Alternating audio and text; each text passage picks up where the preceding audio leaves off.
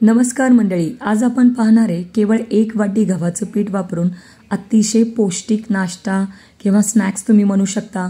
मुलांना मधल्या वेळेत छोट्या मोठ्या भुकेसाठी देऊ शकता। अतिशय पौष्टिक आहे। बनवायला फार तर 3 ते 4 मिनिटाचा वेळ लागतो, याच्यापेक्षा जास्त नाही। तर हा पदार्थ कोणता, याला काय म्हणायचं किंवा तो बनवायचा कसा, त्यासाठी हा पूर्ण व्हिडिओ नक्की पहा।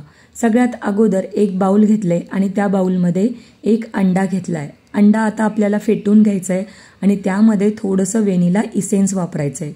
जर व्हॅनिला इसेन्स नसेल तुमच्याकडे घरात तर तुम्ही वेलची पूड वापरू शकता।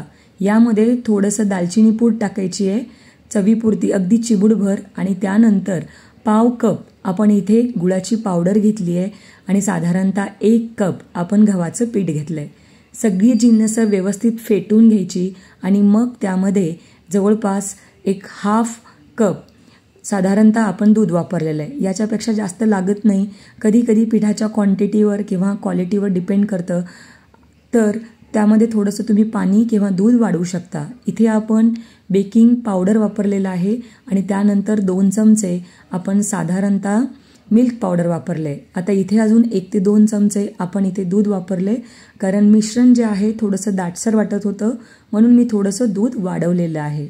म्हणजे जवळपास अर्धा कप आणि 2 चमचे दूध ॲड केलं होतं। त्यानंतर पॅन गरम केला आहे, यामध्ये बटर वापरलेलं आहे। हवं तर तुम्ही साजूक तूप टाकू शकता आणि जे काही गव्हाच्या पिठाचं मिश्रण आपण तयार केलं होतं ते यामध्ये पोर करून घ्यायचं। तर हे आहेत गव्हाचं पीठ वापरून केलेले, गूळ वापरून केलेले पॅनकेक। अतिशय हेल्दी, पौष्टिक आहेत। मुलं खूप आवडीने खातील आणि अगदी प्रोटीनसुद्धा तुमच्या मुलांना मिळेल। अंडा जर मुलं असं नुसतंच खात नसतील तर एकदा हे फ्लफी मऊ सर पॅनकेक नक्की बनवून पहा, मुलांना खूप आवडतील। तर इथे मी 2 पॅनकेक बनवून घेतलेले आहेत, तुम्ही पाहू शकता। खूप सॉफ्ट होतात। गोल्डन कलर येईपर्यंत दोन्ही साईडनी खमंग खरपूस भाजून घ्या।